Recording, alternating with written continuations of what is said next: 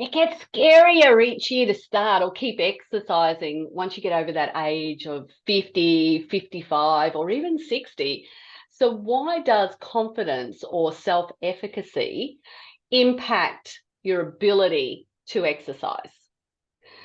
So when you lack confidence, you can feel overwhelmed, you can feel challenged, you can feel even discouraged about starting an exercise program or even to continue an exercise program. And then what happens is that leads to avoidance of actually doing it. And that means that we reduce our physical ability, our fitness. It means it increases our rate of, chronic health diseases that we can get exposed to, and it eventually can decrease the quality of our life just simply because we don't feel confident. But when you have a higher level of confidence, you're more likely to exercise, try something new, challenge yourself. And confidence also gives you that little bit of a elusive motivation as well too, because when you believe that you can successfully complete some type of exercise program, you're motivated to begin, you're motivated to stick at it, and you even stick at it when you're challenged as well too. So there's a lot in confidence. So hello, it is Peter and Sal here from Strong Healthy Women. We're going to delve into this confidence nonsense. How are you, Sal? Good, thank you. How are you?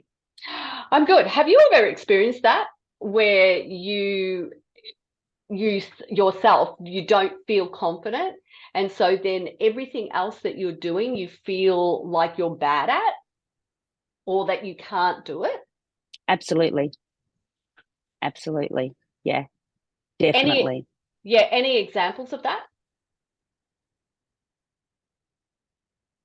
It's probably, like over the past, 4 years, Yeah. you and I've talked about this. We've talked about this numerous times on on our chats that we have. And it is the whole exercise thing, you know, in my, I guess it was late 30s, I started my Yeah.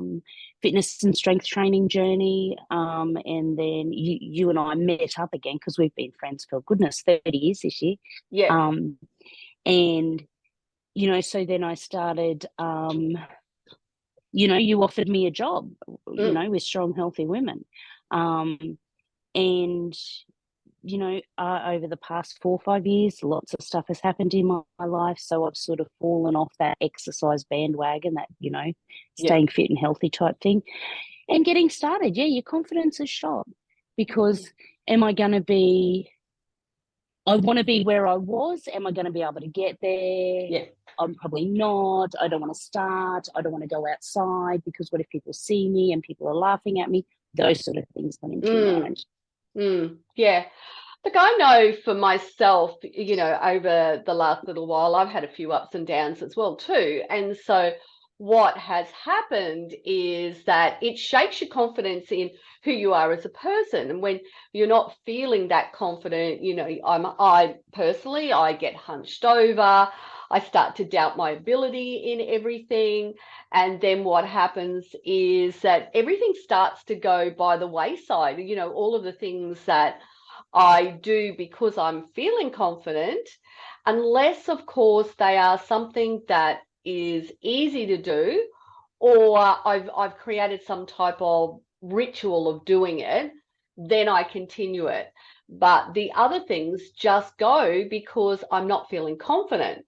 And the other aspect of it is when you have physical limitations, you can feel that you're not able to exercise as well too, because that confidence is okay, I might get hurt again, or I'm not going to be able to do it because of this Yeah. physical limitation. So therefore, I'm just going to say that what you can do is you can start with modifications or easier styles of exercises.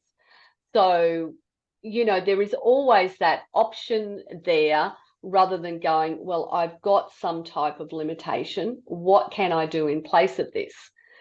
So rather than focusing on, Absolutely. And yeah, go on. sorry, Peter, I was just going to say with those modifications, us as trainers, we know there are modifications out Yeah. there, but if you have never, if this is all new to you, you will be looking at a squat and going, there's no way I could ever do that. Mm. Or a Yeah. push up Yeah. or Exactly. something like that. Yeah. Yeah. And I mean, there's so much research around that actually tells us that when we're not feeling confident and we're doubting ourselves, then we won't go ahead and try something new. So, how do you actually build some self-confidence in yourself? Well, it really is challenging yourself, that when you're getting that level of negative self-talk, to try and turn that around into some type of, positive thought instead of the negative aspect. And so what you're trying to do there is build some type of habit or practice that you believe in yourself and your ability, that you can try something new, that you can do something new. And that can be tough. So, I mean, there are a couple of things that you could do in regards to that. Is journaling is one aspect, writing down what are the things that I'm good at. Because when you can see the things that you're good at, that then builds that level of confidence. Ask a friend, hey, what do you love about me? That can help build your confidence as well too. One of the other aspects in regards to self-talk, this negative self-talk, is and I learned this lesson when I got divorced, because there was no one to talk to. There was no one to dump on. So it was a valuable lesson for relationships as well too. Don't dump your baggage on the significant person in your life. So I had to actually find a way to, get rid of that negativity. And so I would talk to myself, or I would record myself and listen to myself. And that way I could use it to fuel myself to feel that little bit better as well too. So it might feel a little bit counterintuitive to start, recording yourself, but it is a bit of a hoot to try. Have you ever done that? Yeah. I You, have. I you have. have? And And it's one of those, it's one of those things again, is the confidence, and we're confident enough to do this.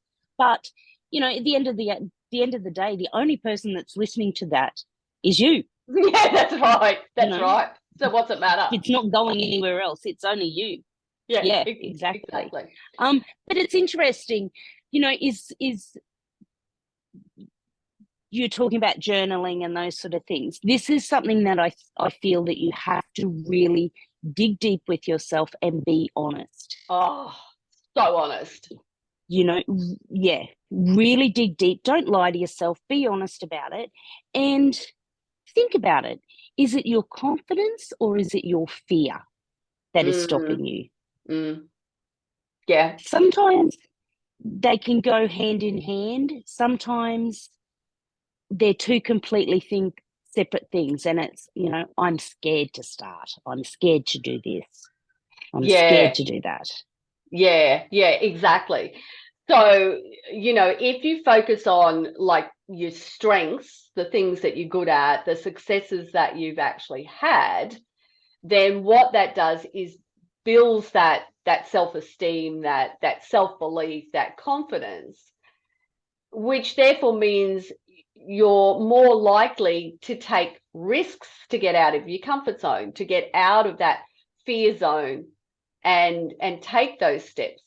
I think what's also important is that we never allow ourselves to celebrate any type of success that we've had, no matter how small it is. Progress is progress, no matter what it is.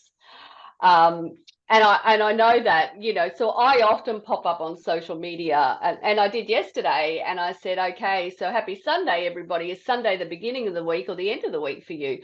I treat Sunday like it's the beginning of the week. So, I was proud of myself, that the fact that I did a full circuit that day, And, I shared that and in all my glory with my sweaty and red face and everything like that. And what I did do is I started to plan out my week ahead so that I know life's going to happen. We all know life's going to happen. We're all going to have things that pop up in front of us. So if we've got some type of plan in place, then what's going to happen is it's going to be easier to do something. Yeah.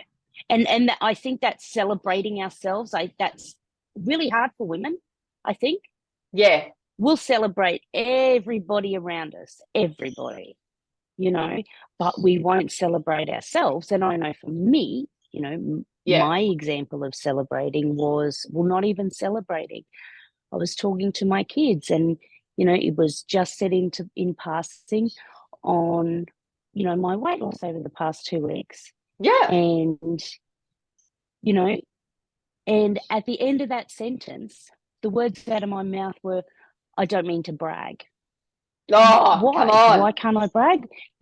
Why can't I brag about that? And my kids were just so excited for me. But they were my words. This is what I've done. I'm so excited. Sorry for bragging about it.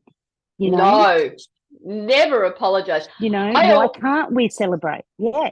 I always say you have the right to brag because you've done the work.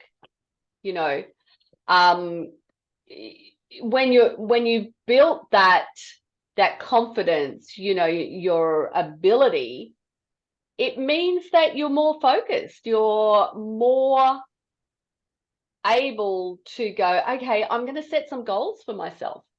And those goals, if what you want to do in the first instance is make them achievable, make them small.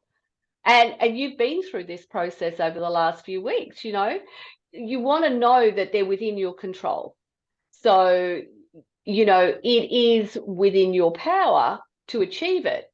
What you're then doing is saying, well, I'm not allowing those other things that are going to influence me to stop.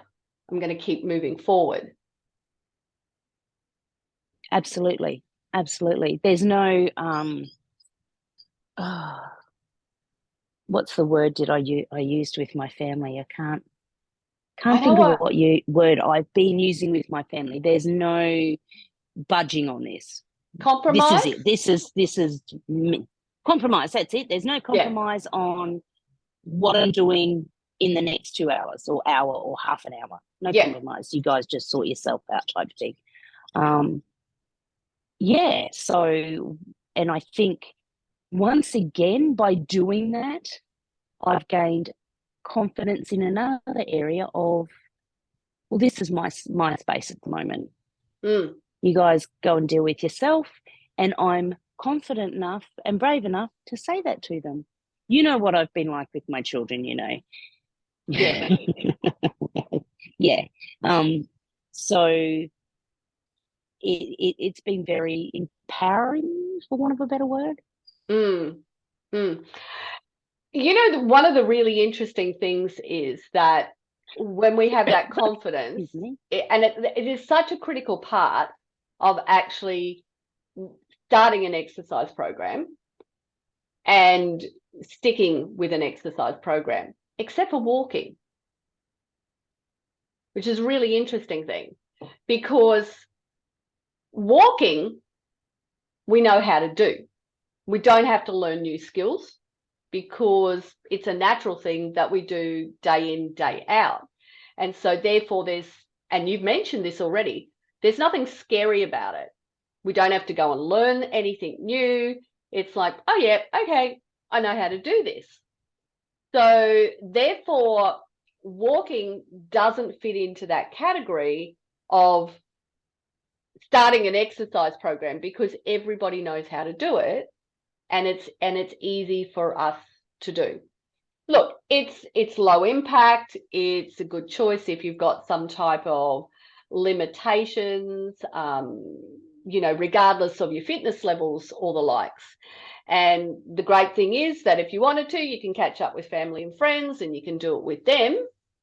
Not that I would recommend doing that too often, because you've got an interesting story to tell us about when you decided to make a phone call to a family member. What did you discover when you did that? So I've been, after my walks every night, I sit down and see how I'm going, and Yeah. I have a pace. And every day when I go out for my next walk, I need to beat that pace and I need to beat that time for that Yeah. distance. And it was interesting. Last week I went for my walk and I thought, oh, I'll ring my sister-in-law because I haven't spoken to her for a while. So, rang her and we chatted on the phone, I think, for half an hour during my walk. And when I got home, I had a look and my pace was slower and my walk took me 2 minutes longer because I was talking on the phone. So I wasn't focused. And that little goal that I had set myself for that day wasn't front and center because I was having a good old chat on the phone. Yeah. So ask yourself, if we're walking, should always ask ourselves, am I walking because it's something that I'm doing for my fitness? Or am I walking because, it's easy to do and it's pleasurable? Because, and I don't have anything that I want to achieve as a result of it. Now, you can change your walking up and you can turn it into some type of fitness program, but it definitely will not give you the same results as a well-rounded fitness session. It's as simple as that. There are limitations associated with it. My walking at the moment. Yeah. Yeah. My walking at the moment, every day I set myself a new challenge. As I said, it's the time and the pace each week, because I'm on week 3 this week. The distance is going to get longer, but that pace and that time, also I set the time yesterday. So tonight the pace and the time's got to be quicker. So I'm challenging myself each time. But in saying that, last week was the start of my strength training. And we talked about this last week. Yeah. We do our strength training, we do our workouts in the studio, but we also need, as trainers, for me, I need to, do them by myself so I can focus on what I'm doing. Absolutely. Yeah. So, now last week it's strength training that's been added in to what I'm doing at the moment. And I tell you what, like the first walk I did and the first strength training I did, I was standing taller, my shoulders were back, and I had a smile on my face. That was confidence. I was feeling Absolutely. good. Yeah. Yeah. And that was just from my first walk and my first strength, back into the gym doing my strength. Yeah, look, and it's interesting, isn't it? If you compare like a well-structured exercise session and doing your strength training compared to, a walking session, there's a higher level of intensity that's going to happen, which therefore means you're getting a better workout for your heart and your cardiorespiratory system. Which is a key element that we need to be aware of as we're aging. The other thing about it is that it's structured. It's designed to meet some type of specific target and to meet some type of goal, as an example. Now, you can do that with walking if you want to, and you can clearly see that that's what you're doing. But most people don't. Most people just go, I'm going out for a 30-minute walk. And that's what they do. So they're not looking at it. So if there was a lesson from what you're doing here with your walking, it is you come back, you look at your results and you go, what did I do? Okay, how was I yesterday? Let me ask you this question though. Do you celebrate it? Do you give yourself a fist pump or a high five or whatever it happens to be? I do. Excellent. Love it. Love it. I do. I do. Yep. And that day that I was 2 minutes slower and the walk took 2 minutes, when my pace was slow and the walk took 2 minutes longer, I Yeah. wasn't beating myself up. I was going, okay, that's interesting. I know why that happened. Mm. You know, Mm. you and I spoke about this last week, and there's just different things. I'm very aware of what's happening to my body while I'm walking. Yeah. And I'm taking note of that. So yeah, it's not just me out for a stroll, listening to some music, walking on a flat surface. You know, I've made sure there's hills in there, up, down. You know, Yeah. yeah, this is my challenge at the moment. So There's a lot in that, isn't there? I mm, know for me, like I use it as a wake up. So a lot of women will get up and have a cup of coffee or a cup of tea or a smoke or whatever your vice is, type of thing. That's your wake up routine, right? Whereas for me, it's like I just go outside and I start walking. And that's how I re-energize myself. That's how I set my day up. And, you know, I will go through I'll do intervals. And then when I've actually got myself to a point where I've gone, okay, I've got, you know, I've replenished my mind, my body, my spirit from being out and doing the walk. And I want to keep going because I have that magic number that I want to hit, whatever that happens to be, whether it's 10,000 steps, 15,000 steps, or whatever. What I will then do is I'll go, okay, I'll now ring a friend. So, you know, and I will ring a friend because that helps me keep going that little bit longer. So I'm using it as something to do longer, but I'm certainly not focused on getting my heart rate up.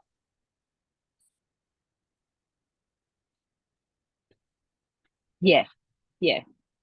And I think sometimes too, like we talk about it, you know, strength training is so important, but we talk, you know, most women want to go out and start walking. And I think that's, you know, your confidence, you get that confidence, but don't think that if you do start, that you've got to go out and step. You do what you can do and be proud of that. You know, Yeah. if it takes you 10 minutes to walk up a hill, so be it. Because you know what? You've walked up that hill. Yeah. There's You many know, people if who you walk haven't. up, if exactly, if you walk up a hill huffing and puffing, so what?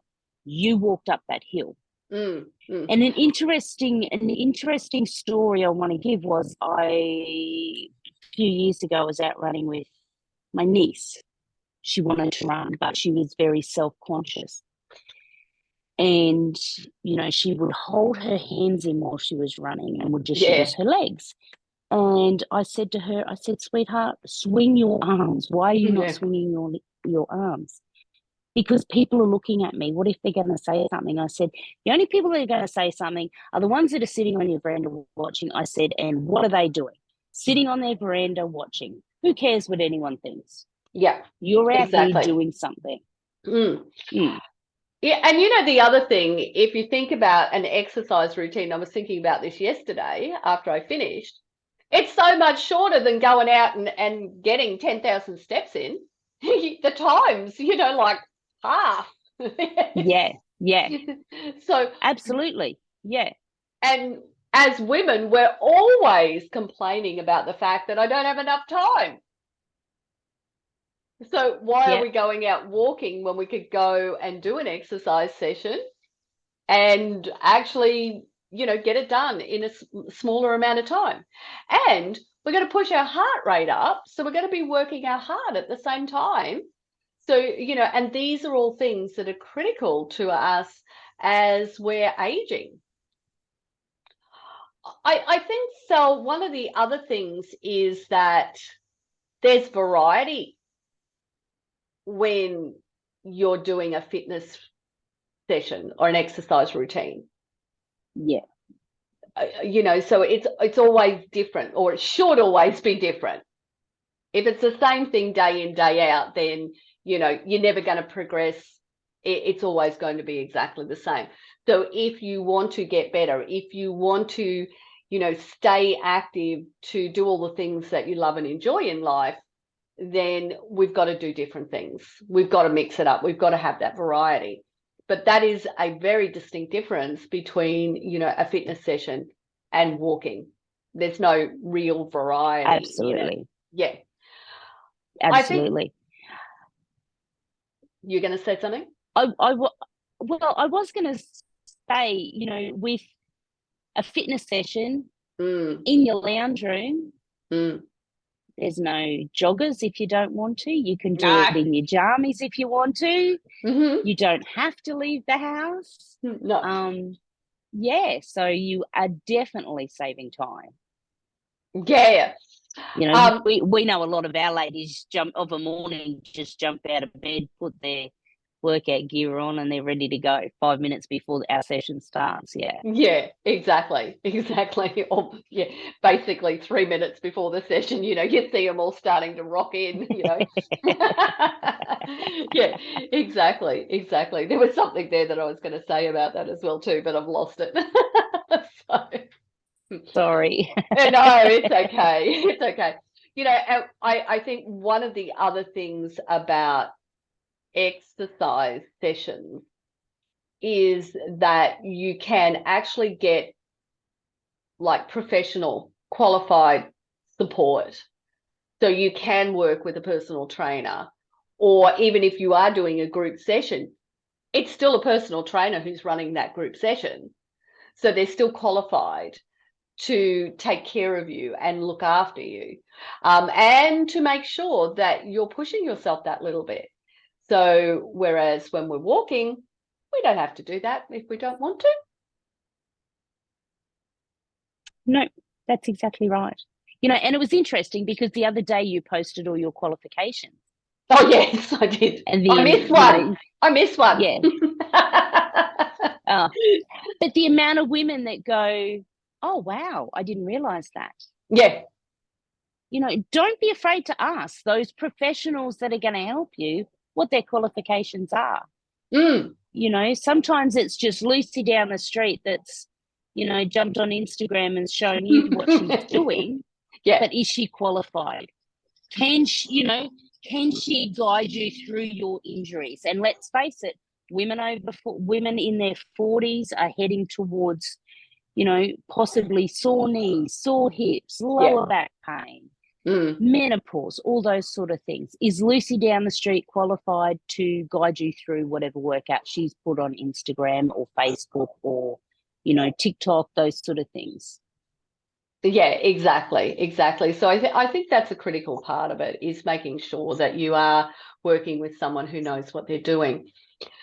So just coming back to it, Sal, our whole focus today is building that little bit of confidence, so that what you do is you just don't accept walking as being, the exercise of choice. Now, I'm not saying don't do it, because as I said, you and I both go out and we both walk, but we also do our structured fitness sessions, because our structured fitness sessions are the things that are going to make sure that we have strong muscles, that we have power in our body, that we can prevent falls in life, that we can have a strong heart, because let's face it, after we get through menopause, we are a greater risk of heart disease. It makes sure that, those 40 different chronic health diseases that we can get exposed to, that we can prevent those. It makes sure that we've got good mobility and flexibility, that we're able to maintain, a weight, the weight that we want to maintain, or, the body composition that we want to maintain. So there's just so many benefits to doing a structured exercise. If we can overcome the hurdle of going, I'm confident enough to take that first step to start a structured exercise program that I know is right for me, because I am going through this aging process. Absolutely. And I always say, always say, doesn't matter who it is, I will always say to them, remember, everyone started at the beginning. Yeah. So if you're starting a structured workout, if you decide, you know what, I'm going to join Strong Healthy Women and their Fit Flex program, wonderful. Remember, everybody in that studio started at the beginning as well. Yeah, absolutely. And I think if you keep telling yourself that, I think that brings your confidence up a little bit too. You're not afraid of looking silly or not knowing what you're doing or any, you know, those sort of things that can hold us back sometimes. Yeah. So just to recap, to build a little bit of confidence, it's about being real with ourselves, identifying, you know, the things, our abilities, our skills, the things that we're good at, and, you know, giving ourselves some recognition for those things that we can do. Because when we do that, what that does is it helps us feel a little better in ourselves, but it also overcomes that barrier that you were talking about, which is that fear barrier to try something new. Perfect. All right, ladies, we're going to leave you with it today. Enjoy your day, everybody. Enjoy your day, Sel, and we'll see you all next week. You too, Peter. Okay. Bye, guys. See you then. Bye.